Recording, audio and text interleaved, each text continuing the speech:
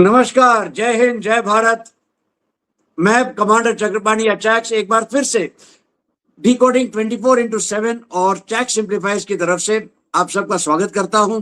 ये हमारे weekly show the world this week, और हमेशा की तरह मेरे साथ हैं मेजर जनरल अभय कार्की। अभय, आपका बहुत बहुत स्वागत है। Thank you, Jax. Always a pleasure to be on your show. Thank you Abhay. और इस बार देखिए, हर बार हम कहते हैं 2020 चल रहा है, 2020 चल रहा है, कम वक्त 2020 का वर्ल्ड कप खत्म हो गया, ये 2020 खत्म होने का नाम नहीं ले रहा।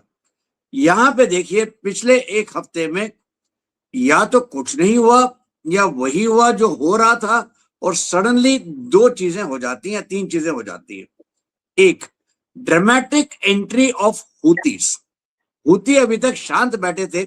खबरें ये थी कि हूतियों को अमेरिका ने थोड़े पैसे दे दिए हैं, थोड़ा सा डील कर लिया है, आप शांत हो जाइए। लेकिन हूती ने अटैक करना शुरू कर दिया, एक नहीं बल्कि दो वेव किए इसराइल के ऊपर। उधर बाबेल मंडप पे उन्होंने अपना अटैक शुरू किए हैं। दूसरा होता है जो बूबिया आइलैंड है, कुवैत के बिल्कुल साउथ में, कुवैत के पास, वहां पे ईरान हमला करने की कोशिश करता है, वहां पे अटैक करता है, रेडार वगैरह सब तोड़ता है। और तीसरा है कि मरीन कमांडो, मरीन जो हैं अमेरिका के मरीन्स, वो यूएसएस ट्रिपली में आ गए हैं सेंट्रल कमांड के एरिया ऑफ ऑपरेशंस के अंदर। कहाँ है ये तो ऑब्वियसली नहीं बताया जाएगा। तो क्या ये एक तरीके से तैयारी हो रही है, और अगर तैयारी हो रही है तो किस चीज की? अब शुरुआत करते हैं सबसे पहले सबसे सनसनीखेज वाली चीज के ऊपर, एंड दैट इज हूती। आप हूती की एंट्री को कैसे देखते हैं? जी नमस्कार। ये जैसा आपने बोला कि इवेंट्स ऐसे अनफोल्ड हो रहे हैं, और मेरे ख्याल से ईरान अपने जो ताश जो है वो पत्ते अभी छुपा के रखे हैं काफी, और एक एक करके खोल रहा है। जैसे हमको पता ही है कि ईरान के जो प्रॉक्सीज हैं, तीन मेजर प्रॉक्सीज हैं आपके, हमास, हिजबुल्लाह और Hamas south of Israel, Hezbollah north of Israel, और सऊदी अरेबिया के साउथ या आप ईस्ट में बोले तो वहां पे यमन, और यमन के अंदर हूती है, जो कि बाबल मंडप के ऊपर रेड सी और इंडियन ओशन के बीच में जो आपकी जिबूती पे बाबल मंडप है, छोटा सा स्ट्रेट है, वो भी 25 किलोमीटर का है। और यहाँ पर भी देखिए, जैसे हॉर्मुज है वैसे बाबल मंडप, ये भी एक बाबल मंडप में और ये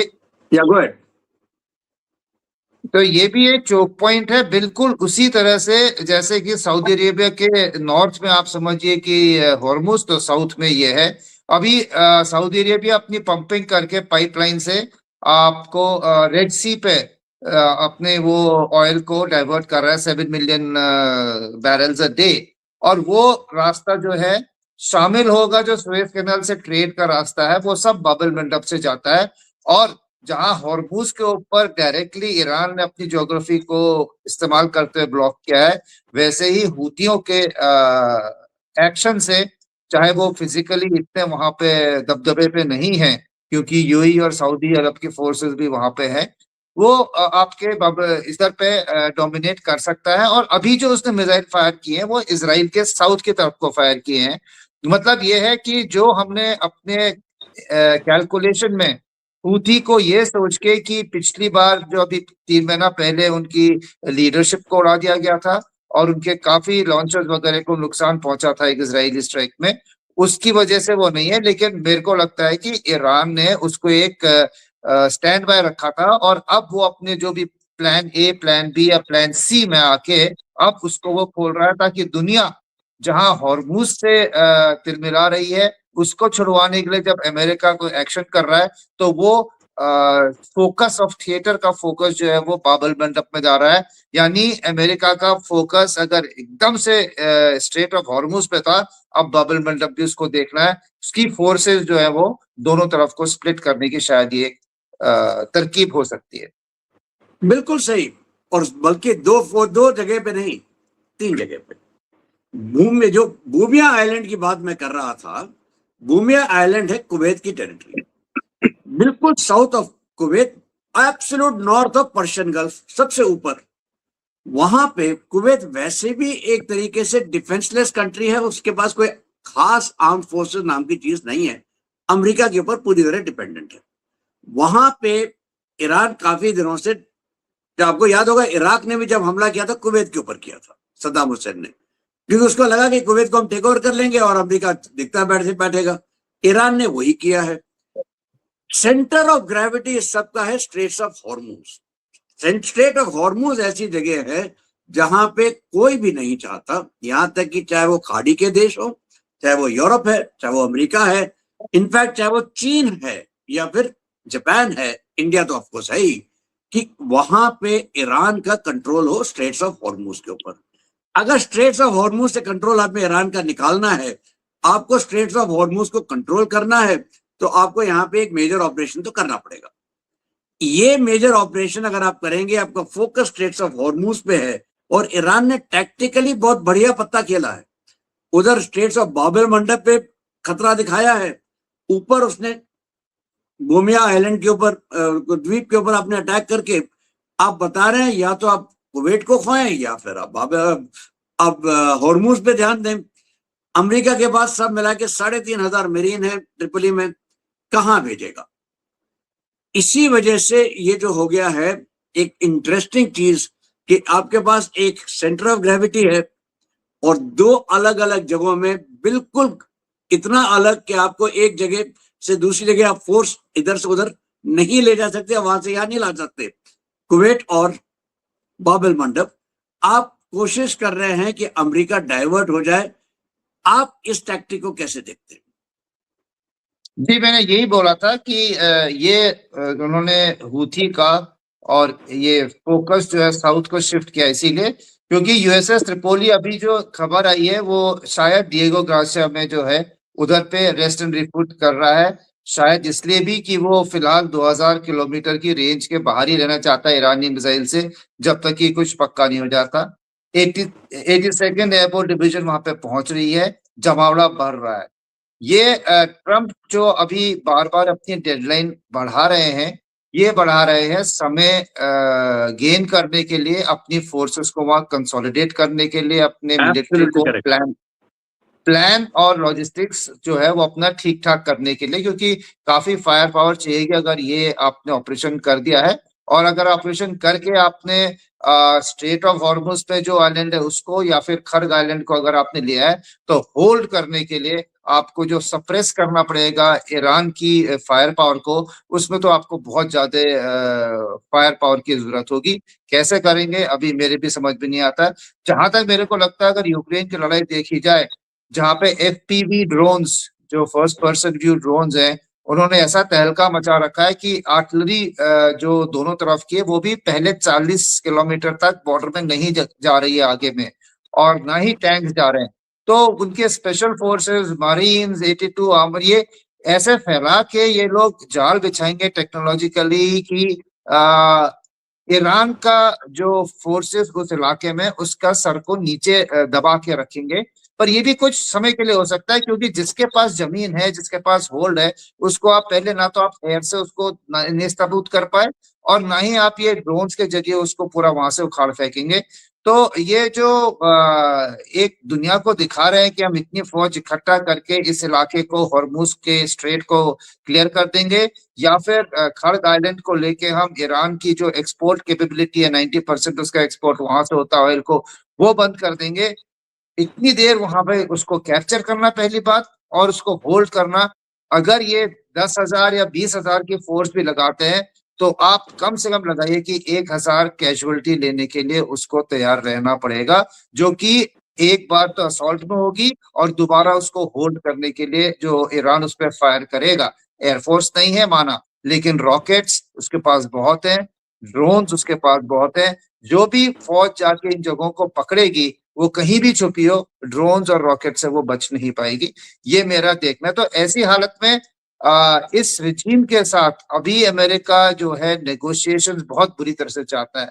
वो फंस गया है ना, वो उसको गले में जो फंसा हुआ है ना, तो हड्डी को थूक सकता है ना निगल सकता है। तो उसको तो यही एक उम्मीद है कि मैं ये शो ऑफ फोर्स करूंगा और पीछे से बैक चैनल नेगोशिएशंस को और तेज करूंगा।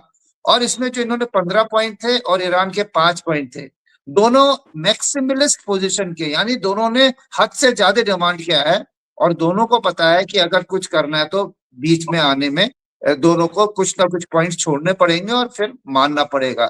जहां तक ईरान का सवाल है, उसको कोई जल्दी नहीं है। जितनी मार पड़नी थी, जितनी क्षमता थी इजराइल और यूएस की, उन्होंने झोंक दी है। ठीक है, उसकी एयरफोर्स चली गई, उसकी नेवी चली गई, उसके लॉन्चर्स जो पहले बोल रहे थे 90% आउट कर दिया रॉकेट्स और लॉन्चर्स, अब वो रिवाइज कर रहे हैं कि सिर्फ 1/3 गए हैं। तो अगर इनके पास 3000 ये मिसाइल्स थी, आईसीबीएम्स थे, जो सॉरी ये जो मिसाइल बैलिस्टिक मिसाइल थे, और अगर 60,000 उनके पास ड्रोन्स थे, तो अभी तो इनके पास मान लीजिए 1000 फायर भी कर लिया, 1000 से ज्यादा मिसाइल्स बची हुई हैं और 40 से 50,000 उनके पास अभी भी ड्रोन्स बचे हुए हैं। और ये जो है, इन्होंने जो अंडरग्राउंड सिटीज बनाई है, ये ग्रेनाइट हिल्स के नीचे है, क्योंकि ईरान में इराक की तरह प्लेन इलाका नहीं है। पहाड़ों के पीछे, पहाड़ों के ऊपर पहाड़, यहाँ मतलब इवन पर्शियन गल्फ में जो नॉर्थ साइड है, वो पूरे चट्टाने चट्टाने हैं और ये ग्रेनाइट के हिल्स है। ग्रेनाइट के हिल्स में आपके मदर ऑफ ऑल बॉम्ब्स भी जो है वो नॉर्मली जो है वो 200, ये 10 मंजिली इमारत के तक जा सकता है, 200 फीट कहते हैं। ये तो उन्होंने 500 मीटर नीचे, 500 फीट नीचे ग्रेनाइट के पहाड़ों में डाले, जिसमें कि कोई बॉम्ब कुछ नहीं कर सकता है। मान लिया कि उन्होंने 50% के इन और आउट को डिटेक्ट करके उड़ा दिया है, लेकिन फिर भी अभी जो निकल के इसराइल की, ईरान की मिसाइलें आ रही हैं, ये दिखाता है चाहे कम तादाद में हो, लेकिन रोज वो 10-12 मिसाइल मारने में सक्षम है। और इसराइल को अगर हम देखें, तेल अवीव और अभी दोबारा उसके न्यूक्लियर सेंटर में डिमोनो में, ये उसके जो पैट्रियट या आयरन डोम सिस्टम है, उसको भेदने में सक्षम तो है। चाहे ये कुछ भी बोले, ये उसको भेदने में सक्षम है। और जब चाहे तो इसकी ये हाइपरसोनिक फतेह 2 हो गया, या फिर सेजल मिसाइल वगैरह जो है, ये काफी नुकसान करने की ताकत रखती है। और अभी तो इन्होंने बोल दिया, आपने हमारी यूनिवर्सिटी पे मारा है, हम आपकी कल तक, अगर ये 30 तारीख के मिड डे तक माफी नहीं मांगता यूएस, तो ये उनकी जो मिडिल ईस्ट में यूनिवर्सिटीज है उनको टारगेट करेंगे। क्यों टारगेट की गई थी ईरान की यूनिवर्सिटी? देखिए, इन्होंने इनका जितना भी लॉन्चर्स, एम्युनिशन, मैन्युफैक्चरिंग और उनके जो सपोर्ट इंफ्रास्ट्रक्चर था लड़ाई का, उसको तो उड़ा दिया है, टारगेटिंग कर दी इतने दिनों में। अब उनको ये पता है साइंस एंड टेक्नोलॉजी में ईरान ने इनको बहुत ज्यादा चैलेंज किया है। और जो इनका दिमाग है, टॉप न्यूक्लियर साइंटिस्ट उन्होंने निकाल दिए हैं, मिडिल लेवल जो फैसिलिटीज में काम करते हैं उनको निकाल दिया है, लेकिन जो नेक्स्ट जनरेशन का दिमाग जहाँ पे पढ़ रहा है, जो स्टडी कर रहे हैं, वो यूनिवर्सिटीज है। वहां के जो टेक्निकल स्टडीज है, साइंटिफिक रिसर्च है, R&D है, वो हमेशा आपकी डिफेंस लैब में या यूनिवर्सिटीज में होता है। तो अब ये जो है, दूर तक उनको कोई इंफॉर्मेशन मिली है, जहाँ पे अभी हमको तो नहीं पता, लेकिन मोस्ट प्रोबेबली जहाँ पे ये टेक्निकल हाई टेक स्टडीज थी और जहाँ रिसर्च स्कॉलर्स और प्रोफेसर्स थे, उस इलाके पे इन्होंने सटीक बमबारी की है यूनिवर्सिटी में तेहरान के अंदर। जी बिल्कुल सही कह रहे हैं आप। देखिए, हॉर्मूज की बात आप करते हैं तो हॉर्मूज जो है एक तरीके से ऊपर जाता है, टेढ़ा होके ऐसे नीचे आता है, ये है समुद्र का रास्ता। ईरान ने क्या किया है, जो मेन रास्ता है उसको अलनाह जाके उसके और नॉर्थ में ईरान के पानी के अंदर से निकालने वाला रास्ता, वहां पे अप्रूवल दी है।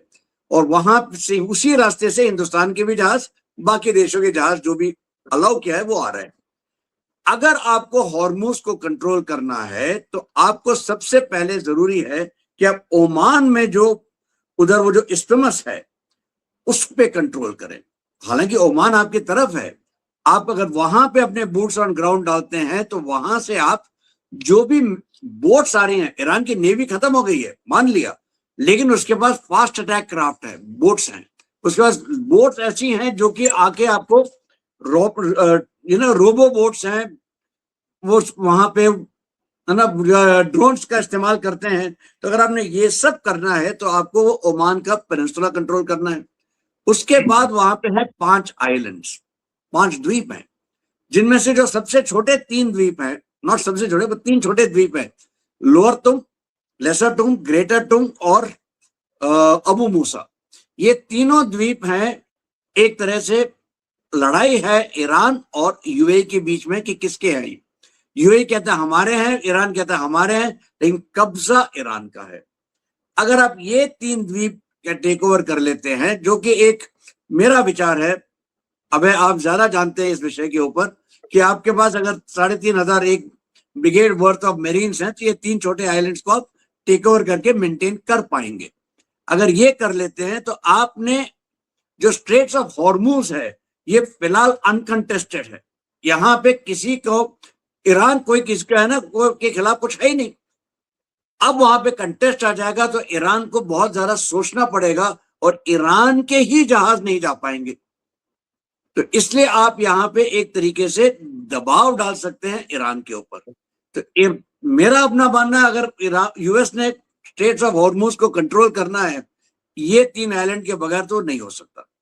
आपने बिल्कुल सही कहा कि नॉर्थ में जो है ईरान के जो स्ट्रेट्स ऑफ हॉर्मूज के, वो सारी पहाड़ियां हैं। अगर आपने पहाड़ियां हैं वहां पे और नीचे आपके बोट्स हैं, और बोट्स इनके पास 100, 150, 200 की तादाद से ज्यादा की, सारे के सारे सुसाइड बोट्स है। तो अगर आपने वो करना है, आपको हाइट्स कमांड करनी पड़ेंगी, तभी तो आप नीचे आपको क्लियर साइट ऑफ विजन मिलेगा। और हाइट्स आप ले नहीं सकते क्योंकि वहां पे बूट्स ऑन ग्राउंड चाहिए, अनइवन टेरेन है, और वो टेरेन जो ईरान जानता है अमेरिका नहीं जानता। तो यहाँ पे तो आपको बहुत ज्यादा मशक्कत करनी पड़ेगी। यहाँ डायवर्शन आ जाता है बोबियन आइलैंड का। खड़ग आइलैंड भी एक तरीके से डायवर्शन, खड़ग एक तरीके से, आप देखिए जिस तरह से उसको बनाया गया है, आज की तारीख में वो एक फोर्ट्रेस की तरह है। एयर डिफेंस से लेके लैंड डिफेंस के लिए पूरी तैयारी है। हालांकि वहां पे बमबारी हुई है, लेकिन कितनी सफल है ये क्वेश्चन मार्क है। आप वहां पे चले तो जाएंगे, लेकिन आप 20 किलोमीटर से कम दूर में हैं ईरान से, तो क्या आपको लगता है ईरान कुछ नहीं करेगा?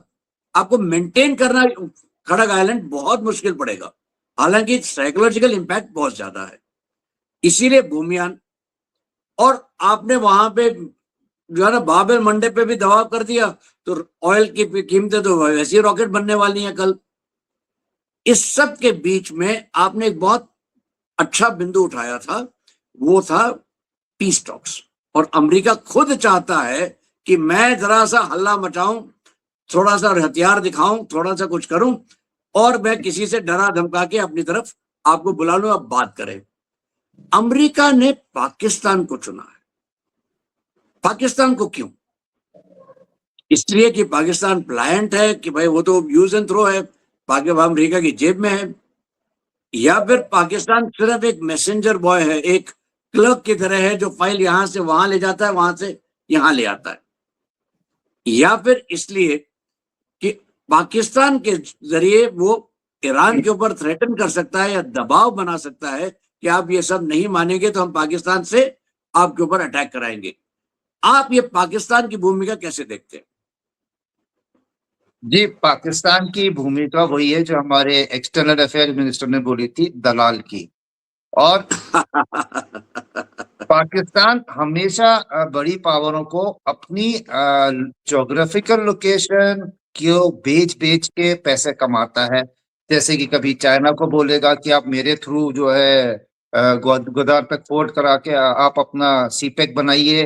अमेरिका बोलेगा मैं आप बेस से यहाँ से ड्रोन उड़ाइए, पैसे देते रहते। वो अपनी ज्योग्राफिकल लोकेशन जो उनके सेंट्रल एशिया का एक्सेस है, उसके चक्कर में उन्होंने हमेशा अपने को बेचा है और हमेशा पैसे कमाए हैं। ये अभी उनकी हालत थोड़ी सी गंभीर है क्योंकि सऊदी अरेबिया से उन्होंने डिफेंस पैक्ट किया हुआ है, और किसी दिन सऊदी अरेबिया उनको अगर बोल देगा तो वो उनको ईरान के खिलाफ अगर कुछ करना है तो फिर उनको तो बहुत फ्यूचर में बहुत मुश्किल पड़ जाएगी। और दूसरा उन्होंने ये भी सोचा है, अगर ईरान को उनपे गुस्सा आ गया या फिर वो ईरान सऊदी अरेबिया की तरफ से कुछ एक्शन लेते हैं जो कि ईरान की डिफेंस में दखल देता है, तो ईरान को क्या जाता है, उसके पास जो 40,000 शाही ड्रोन है उनमें से 1,000 वो पाकिस्तान के ऊपर डाल देंगे। आज की तारीख में पाकिस्तान को वैसे ही अफगानिस्तान ने तंग कर रखा है। अफगानिस्तान से उसने लड़ाई इसलिए शुरू की है दिखाने के लिए कि मैं बहुत बिजी हूँ, मैं अपने सोल्जर जो है आपके गाजा के लिए और सऊदी के लिए मेरी शायद अवेलेबिलिटी नहीं है। अभी तक उसकी ये कहानी चल गई है। और बीच में एक बिचौलिया बनाने का जो उसने ऑफर किया है, खुद मुनीर ने ट्रंप को फोन किया था, शहबाज ने भी रूबियो को फोन किया था। तो इन्होंने फोन करके ये पोजीशन अपने लिए इसलिए मांगी है ताकि ये थोड़े अमेरिका की अम्ब्रेला के अंदर आ जाए और बाकी जो सऊदी है, ईरान है, ये उनके ऊपर कोई हमला या उनके ऊपर कोई प्रेशर ना डाल पाए। क्योंकि अगर सबसे बड़ी बात है, आप सीज फायर की अगर आप बात कर रहे हैं तो इसराइल तो सबसे ज्यादा ठोक रहा अभी भी, और इसराइल तो इस्लामाबाद से उसकी शक्ल नहीं देखना चाहता है। वो क्वालिफाई करता ही नहीं है। ये तीन देशों के बीच में युद्ध है, इसराइल, अमेरिका और ईरान। उसमें से इसराइल तो इसको दो टूक उससे बात नहीं करेगा। तो ऐसा आदमी मध्यस्थता क्या कर सकता है? हाँ, क्योंकि ट्रंप का वो फेवरेट अभी बन रखा है, और ट्रंप का इसलिए फेवरेट रखा क्योंकि वो इंडिया से चिढ़ा हुआ है। तो ठीक है, उन्होंने बोला हम आपके लिए चिट्ठी आपसे लेके इनको दे देंगे, इनसे चिट्ठी आपको दे देंगे। और दूसरी बात ये भी है कि देखिए, पाकिस्तान एक नेबरिंग कंट्री तो है ही वहां से। इसको चाहे ऑयल हो, चाहे उसके बलूच रेबल्स हो, बलूचिस्तान जो है वो ईरान में भी फैला हुआ है और दोनों तरफ से इंसर्जेंसी चलती है। तो इसके उनसे बातचीत होती रहती है, डिफेंस एस्टेब्लिशमेंट से पाकिस्तान और ईरान की बातचीत है। एक चैनल कम्युनिकेशन का खुला है, हमारे ज्यादातर इकोनॉमिक है। तो अभी क्योंकि मिलिट्री IRGC ईरान में वही ज्यादा नेगोशिएशन कर रही है, क्योंकि प्रेसिडेंट को वैसे भी ज्यादा पावर नहीं है, और पॉलिटिकल क्लास जो था वो तो थर्ड आता था। सबसे पहले क्लर्जी आती थी, उसके बाद आती थी IRGC, और उसके बाद आते थे प्रेसिडेंट और पॉलिटिक्स। तो फिलहाल जो बातचीत है वो इसने ऑफर किया है, अमेरिका ने बोला ठीक है।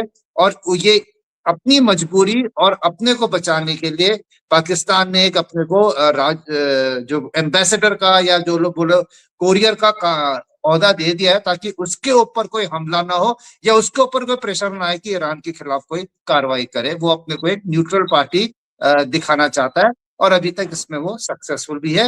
हिंदुस्तान को इसमें कोई चिंता करने की बात नहीं है। हम इस जो बगर्स मॉडल बोलते हैं, इसमें हमें हाथ डालने की कोई जरूरत नहीं। बिल्कुल सही।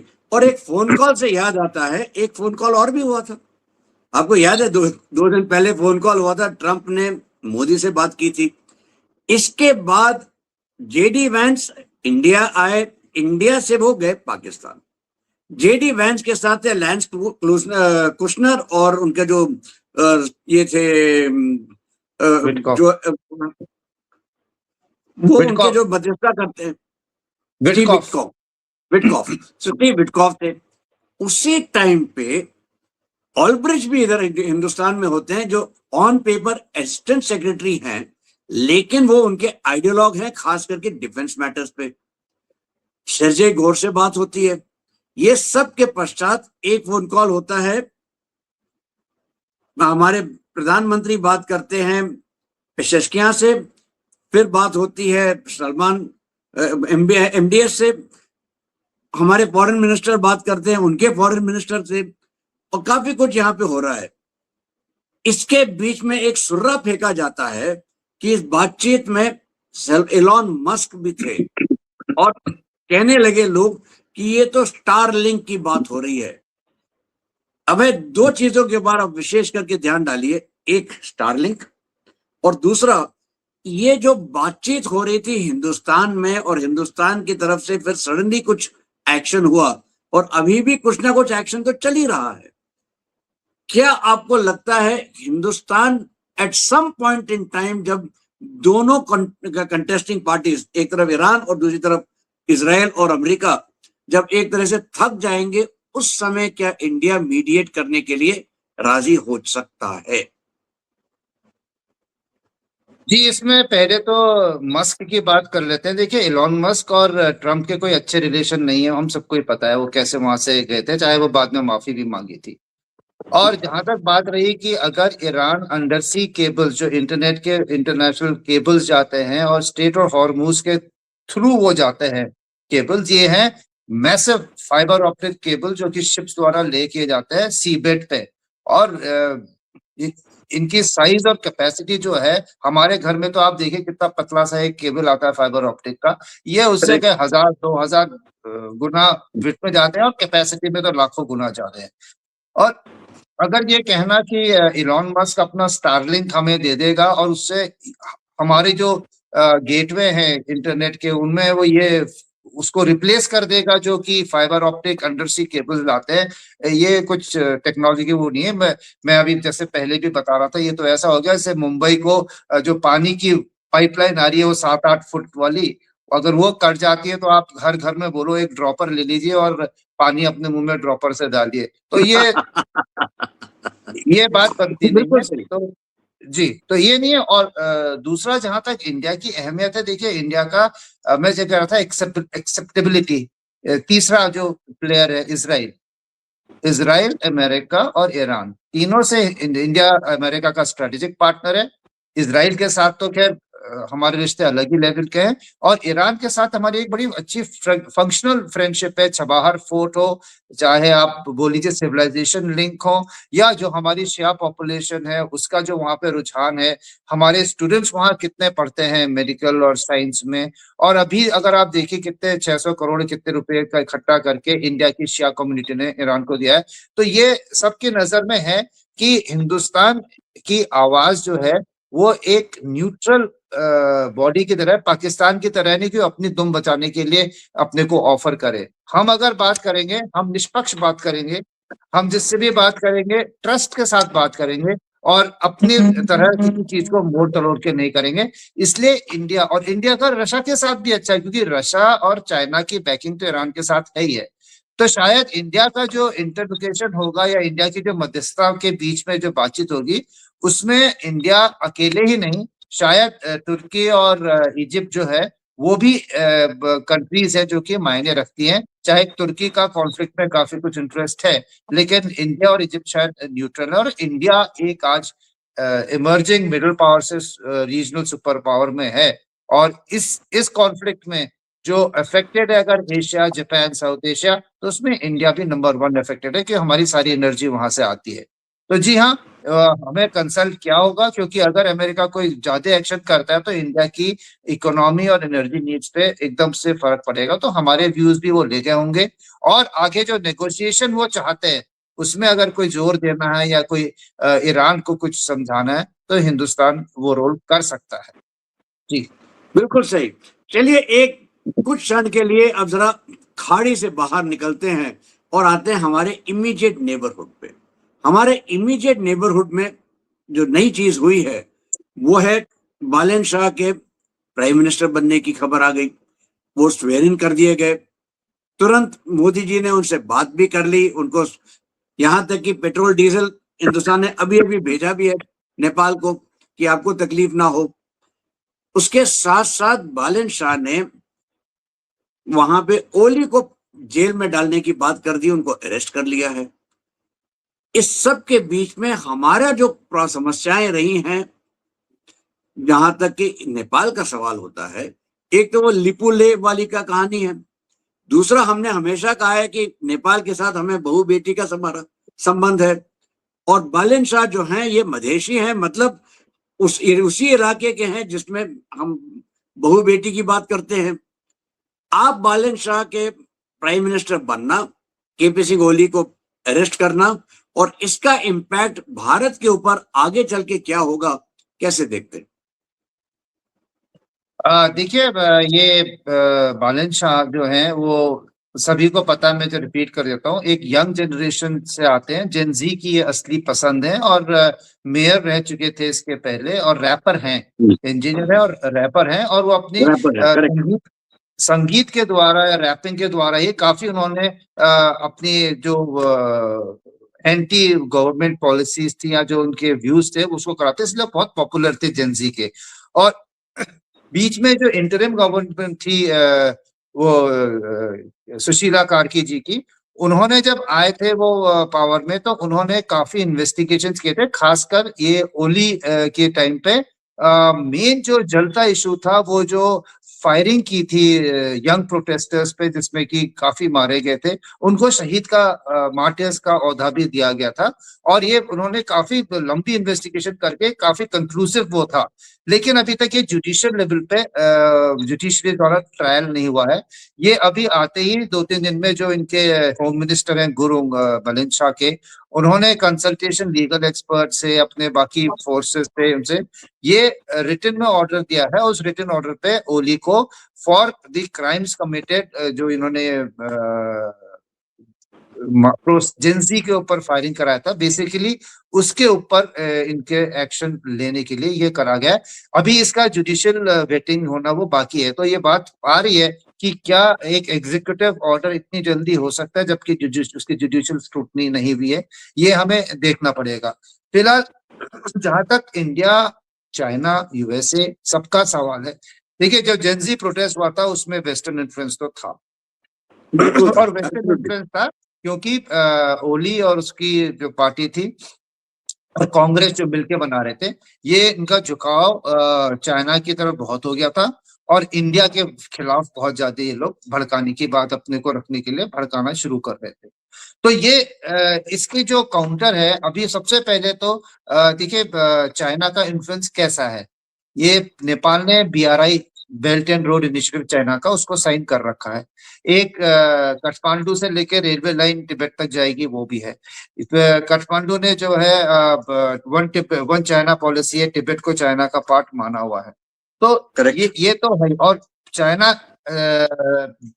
इसके नेपाल के अंदर इनके जो कॉन्फ्यूशियस इंस्टीट्यूट होते हैं जो चाइना के प्रोपेगेंडा कराते हैं, हर यूनिवर्सिटी का एफिलिएटेड होते हैं, चाइनी मैंडरिन सिखाते हैं, वो काफी चले हुए हैं। और इतने सालों में जो स्टूडेंट्स और ऑफिशियल्स चाइना में जाके वापस आए हैं, उनके अपने एलुमनाई एसोसिएशन है।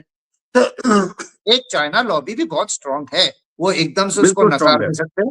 और चाइना के इन्वेस्टमेंट भी काफी हैं, उसको वो एकदम हाथ पीछे नहीं कर सकते, साइन करा हुआ है। अभी जो कुछ और इश्यूज जो बचे हुए हैं, एक तो है तिब्बत का और दूसरा दलाई लामा के सक्सेशन का। इस पे वो लोग क्या लेते हैं, हमें यहाँ पे छोटी चीज, लेकिन लुम्बिनी जो है नेपाल में, वहां पे इस चीज के लेके काफी चर्चा होती है। और ये चाइना और नेपाल रिलेशन में वर्सेस इंडिया एंड अमेरिका जो सोचते हैं, वो दो लॉबीज का ये फिलहाल चल रहा है। तीसरी बात आती है हिंदू नेशन। बलेन शाह ने अपनी जो रैपिंग है, जो अपने प्रोटेस्ट है, उसके पहले भी उसने काफी हिंदुत्व की तरफ और महाकाली इन भगवानों के नाम लेके रैपिंग की है।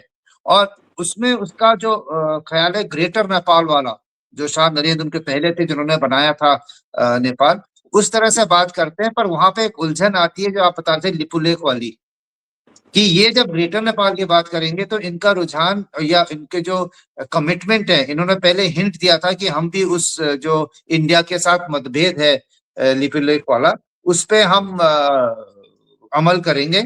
लेकिन आज की तारीख में इंडिया से अगर संबंध ठीक रखने हैं, और दूसरी बात ये है मधेसी, जो आपने पहले बताया था, नेपाल जो है साउथ में मधेसी है पूरा, जिससे कि हमारे बहुत कल्चर मिलता है और हमारे, और दूसरा जो हिली एरियाज है वो अलग है। तो ये मधेसी होते हुए इनका इधर की तरफ को ज्यादा झुकाव है।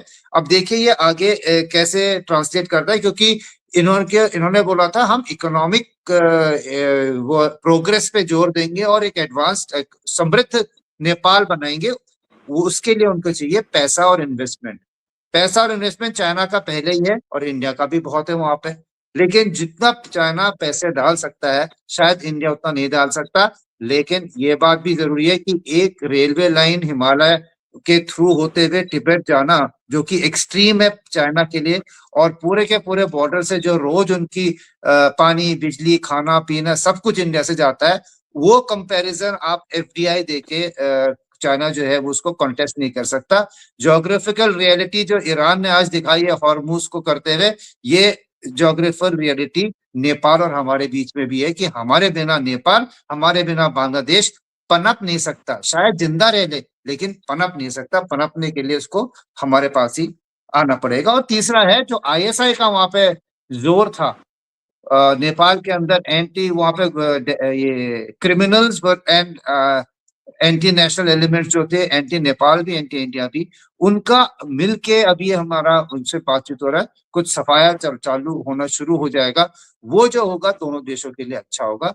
आगे क्या होता है देखिए, वो हिंदू राष्ट्र की तरफ को तो उनका झुकाव है। उनकी जो आर्मी है बड़ी न्यूट्रल रही थी, लेकिन वो कम्युनिस्ट से तंग आ गए थे और वो मोनार्की और हिंदू राष्ट्र की बात करते थे। शायद कॉन्स्टिट्यूशनल मोनार्की एक ऐसी चीज है जो बालन शाह सपोर्ट करे। देखिए कैसा होता है, इंडिया का इन्फ्लुएंस वहां पहले से ज्यादा होगा। जी बिल्कुल सही अभय। तो भाइयों बहनों, ये है जो आज इस हफ्ते तक हुआ है। इतना तो साफ दिखाई दे रहा है कि स्ट्रेट्स ऑफ हॉर्मुज जो है वो सेंटर ऑफ ग्रेविटी है। सेंटर ऑफ ग्रेविटी बहुत जरूरी है और वहां पे कोई भी देश ईरान का दबदबा नहीं चाहता। दूसरी तरफ से अमेरिका के जो भी रणनीति रही है वो एक क्वेश्चन मार्क है। जनरल कार्की ने बिल्कुल साफ साफ बताया कि उनके, देखिए पहले शुरुआत हुई थी कि हम ये पूरा का पूरा रेजीम चेंज करेंगे, न्यूक्लियर वो वहां से निकल जाएंगे, मिसाइल निकालना चाहते हैं। अब आप आगे हैं वो सबको छोड़ते हुए हॉर्मुज के ऊपर, हॉर्मुज के ऊपर उनका जो अमेरिका का दबदबा हो रहा था उसको डाइवर्ट करने के लिए ईरान ने चाल चली है। वहां बाबल मंडप को थ्रेटन किया है, ऊपर भूमिया आइलैंड को थ्रेटन किया है। इस सब के बीच में मध्यस्थता की बातें चलनी शुरू हुई है, पीस टॉक्स की शुरुआत हुई है। हमारे मैसेंजर बॉय, क्लर्क, दलाल पाकिस्तान की तरफ से, और उन्होंने मैसेजेस ले गए हैं, एक 15 सूत्री प्रोग्राम, एक 5 सूत्री प्रोग्राम। देखिए कहां ये ले जाता है। इसी बीच खबरें आई हैं कि टर्की और इजिप्ट भी इसमें अंदर कूद पड़े हैं। भारत के साथ भी टेलीफोनिक कॉन्वर्सेशंस हुए हैं।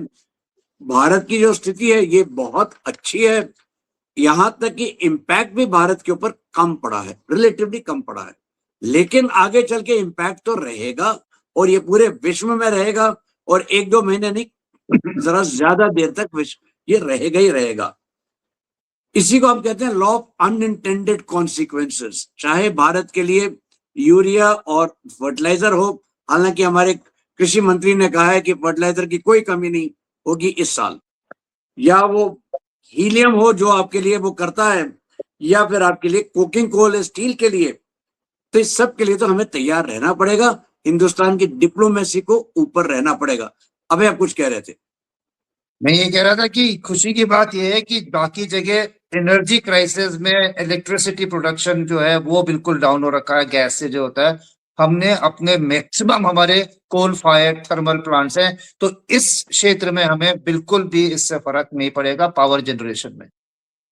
Absolutely correct. और इसके साथ साथ देखिए, पहली बार पिछले साल हुआ है कि हमारा जो टोटल बिजली का उत्पादन होता है उसका 52% आता है रिन्यूएबल और सोलार से, 48 आता है फॉसिल फ्यूल से। और इस 48% में बहुत बड़ा हिस्सा जो है वो, जैसे अभय ने अभी कहा है, इस कोल फायर्ड थर्मल प्लांट्स। और ये एक तरीके से आप देखिए दर्शाता है हमारा कोल प्रोडक्शन जो है एक बार फिर से 1 बिलियन टन से ज्यादा हुआ है। मतलब साफ दिखा रहा है कि हमने कभी अपनी जो एनर्जी सिक्योरिटी है उसकी तरफ हमेशा ध्यान रखा है। तो भाइयों और बहनों, ये थी खबरें इस हफ्ते तक। इंतजार कीजिए अगले हफ्ते तक। तब तक जय हिंद, जय भारत।